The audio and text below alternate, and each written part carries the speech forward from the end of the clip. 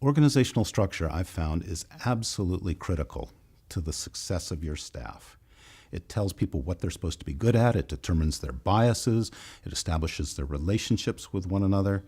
Structure can make or break your organization. It can make or break your agenda as a leader. I think executives, sadly, kind of play at it.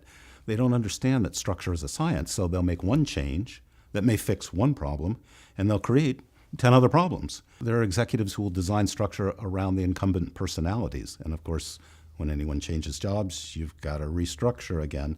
And it's so expensive and so disruptive for the staff. And it never really gets you to an optimal machine.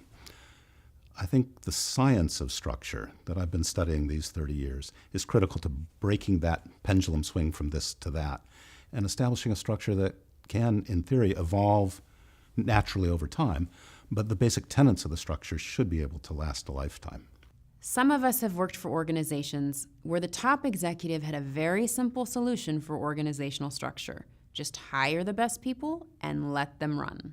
Well, it's true that great people are great, but great people in a badly designed organization will fail. Let me give you some examples.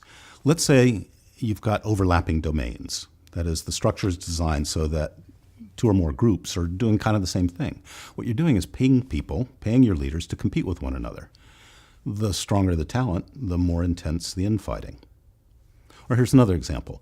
Let's say you build into someone's job a conflict of interests. I want you to keep things running smoothly, reliably, safely. And, oh, by the way, I want you to innovate and invent the whole next generation of service offerings. That poor person is going to succeed at one and fail at the other, or find their own balance based on their own predilections and experience.